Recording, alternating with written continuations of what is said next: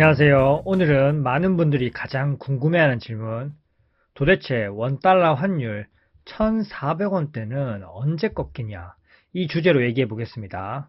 결론부터 말씀드리면 한 번에 환율이 꺾이진 않고 꺾이기 전에 반드시 나타나는 신호들이 있습니다.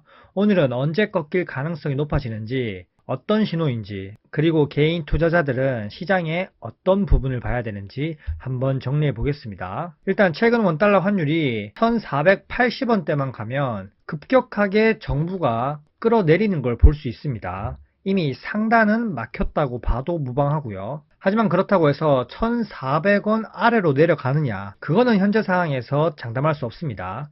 그렇게 장담할 수 없는 이유들을 한번 보겠습니다.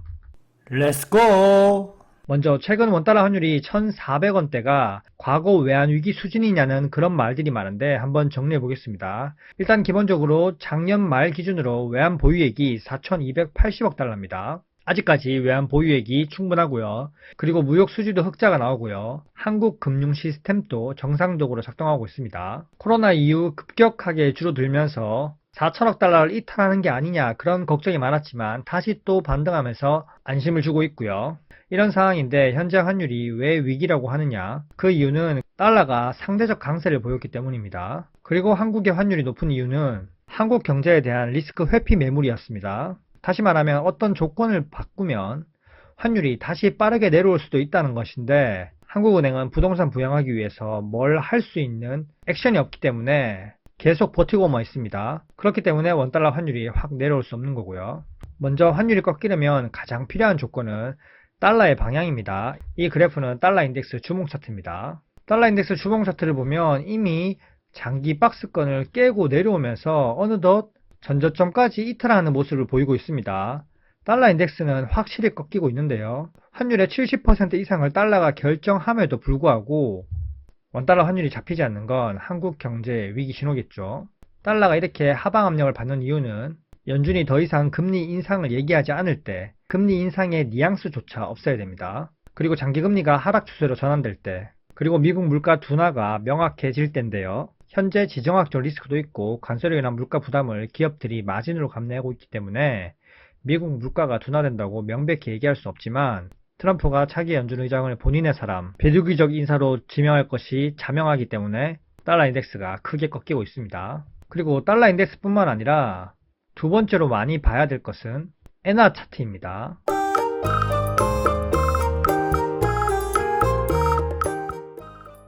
이 차트는 엔달러 환율이고요. 엔화가 계속 약세를 보이면 아시아 통화 전반이 약세가 되고 엔화가 급격하게 반등하면서 강해지면 원화도 동반 안정됩니다. 즉 엔달러 환율의 방향이 바뀌는지 원달러 환율의 중요한 선행 지표로 볼 수 있습니다. 엔화가 계속 약하면 원화 혼자 강세로 가는 건 거의 불가능합니다. 최근 한국 원달러 환율과 엔달러 환율이 이렇게 확 꺾이게 된 것은 미국의 개입 때문이죠. 결국 환율이 안정되려면 불안감이 없어야 됩니다.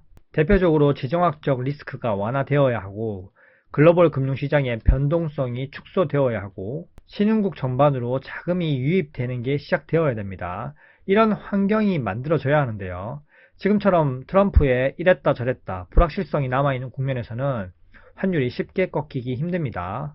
베네수엘라 이후에 트럼프가 그린란드를 먹으려고 하고 있고 미중 패권 전쟁이 지속되고 있고요. 최근 금값, 은값이 상승하는 게 AI 영향도 있겠지만 미국에 대항하기 위한 각 국가들의 매집 행렬도 큰 영향을 끼쳤습니다.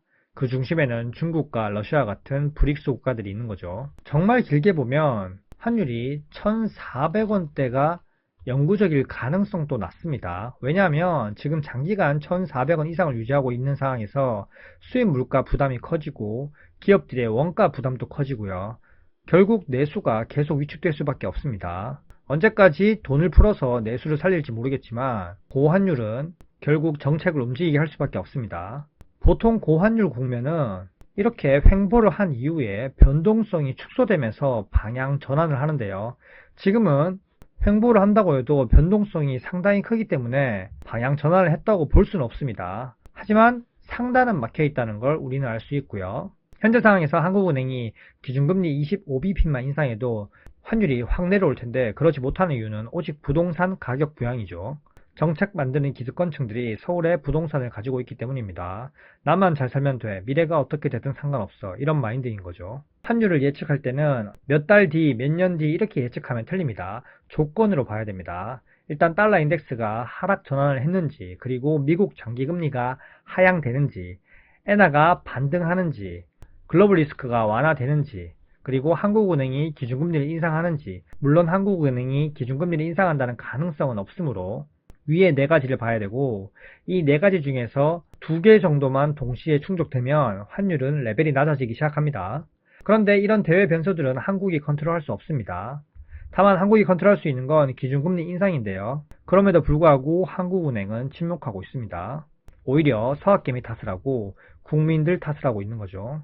대외 변수가 하나씩 해결되지 않는 이상은 그 전까지는 1,400원대 박스권 등락 가능성이 큽니다.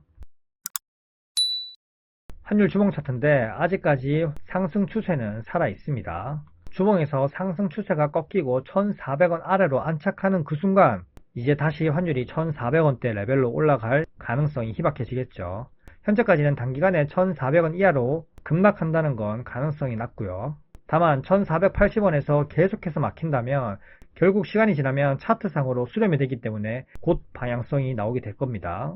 올해 11월 미국의 중간선거를 앞두고 트럼프는 어떻게 해서든 돈을 풀고 경기를 부양하고 주가를 상승시킬 겁니다. 그러기 위해서는 금리 인하가 필수적이고요. 금리 인하가 된다면 자연스럽게 한국도 따라 내려올 수 있겠죠. 왜? 한미 금리 차가 줄어들게 되니까요. 즉 한국은행은 미국이 금리 내릴 때까지 외환 보유고 그리고 국민연금을 써서 계속 버티기 작전에 들어간 겁니다. 환율은 한 가지로 예측할 수 없고 여러 가지 사항을 동시에 체크해 봐야 됩니다. 현재까지 내용이 괜찮으셨다면 구독과 좋아요 부탁드릴게요. 안녕.